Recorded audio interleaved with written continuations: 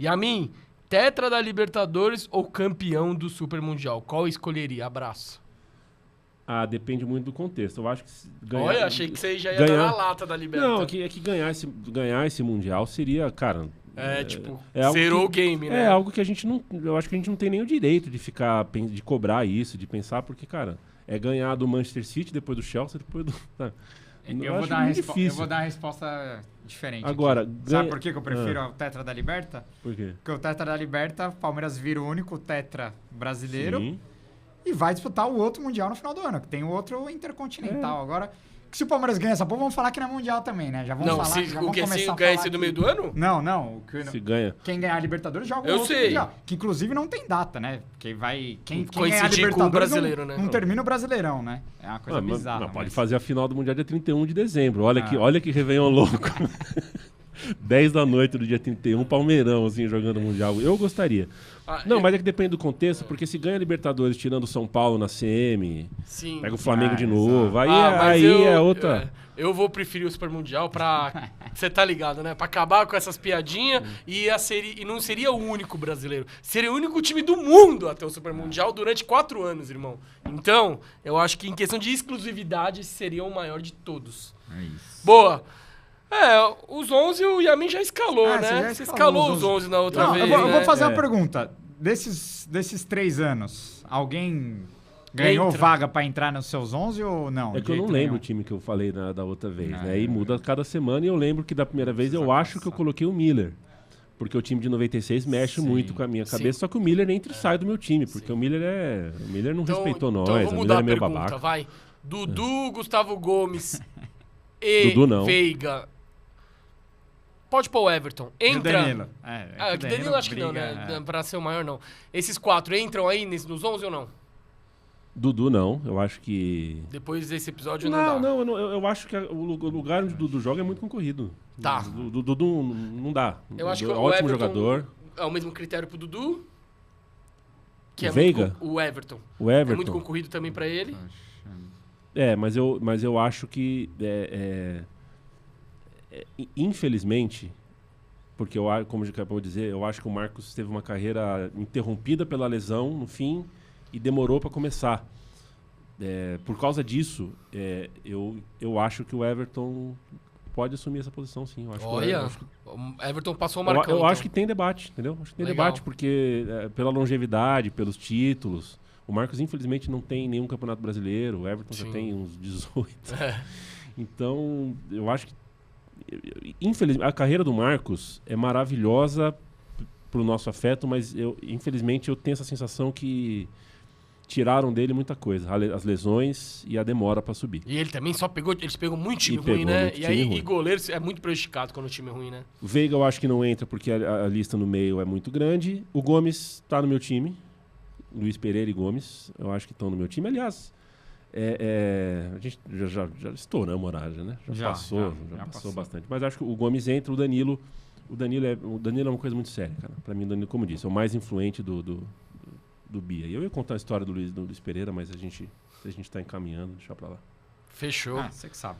Mas o homem vai entrar pro pó de porco, se Deus quiser, e aí você já começa contando essa história. Vou contar, é rápida. Boa. O Luiz Pereira, o meu vô, sabe o jantar dos veteranos, né? Que a Leila, inclusive, exterminou, né? Eu acho que não foi ela.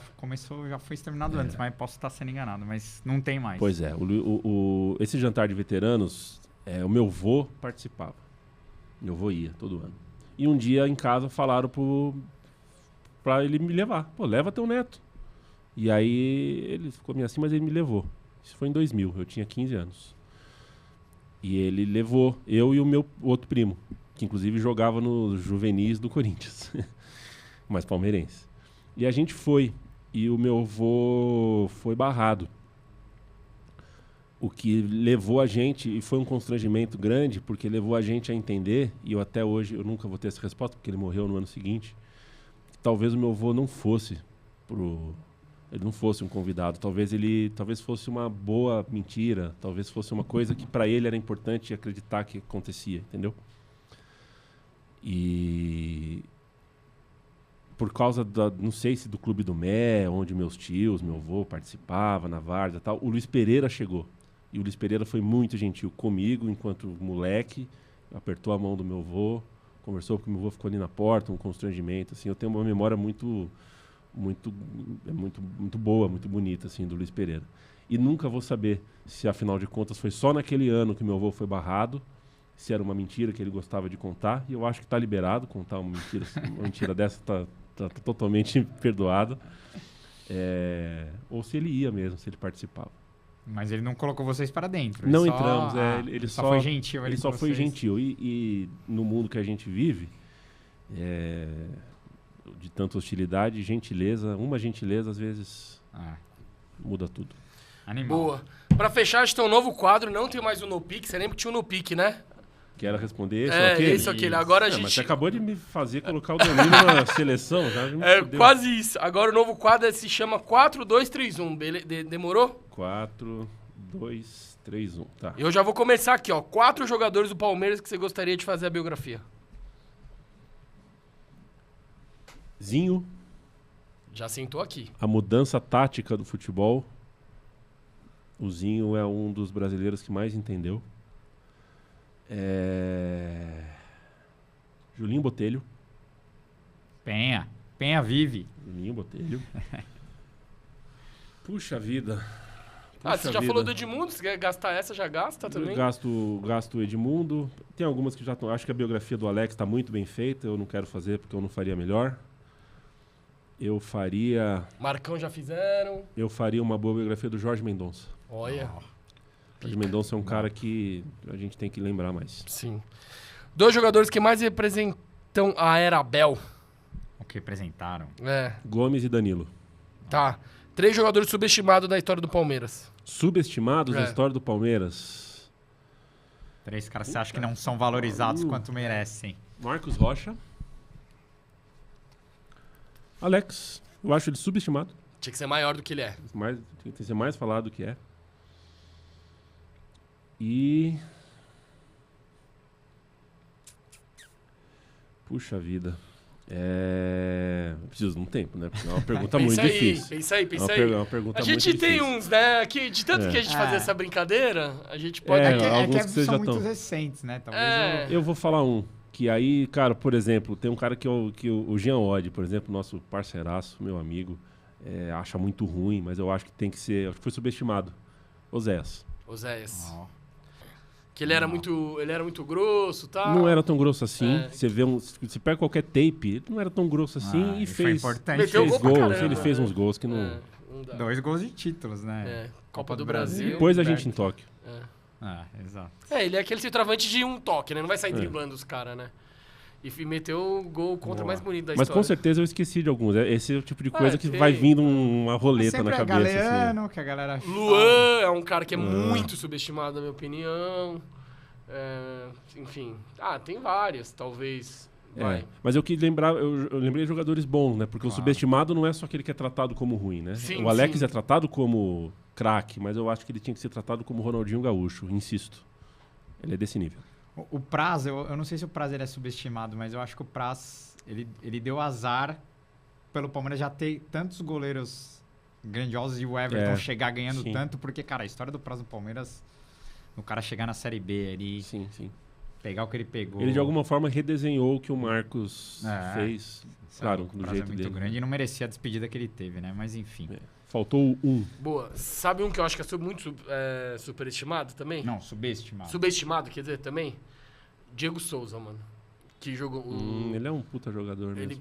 Eu acho a história dele no Palmeiras... É que depois ele saiu tretado e tal, mas ele jogou muito no Palmeiras. Ele mostrou o dedo meio pra torcida, sim, né? Sim. Aí viram o Breno Lopes, que o Breno também tem uma história gigante no Palmeiras. Cara. Mas eu acho que Breno Lopes é um, talvez. Você sabe? Breno Lopes é um. Breno Lopes, historinha. Subestimado. O Diego Souza eu acho que também, porque ele jogou muito Breno no Lopes Palmeiras. muito. Você vê como essa Palmeiras, coisa de casa de aposta, ela já é antiga, agora estourou, né? Tudo, mas já existia. Eu trabalhava nessa época, eu ficava com 2 celulares, um de stand-by e outro aqui, e eu narrava o jogo pro site de aposta.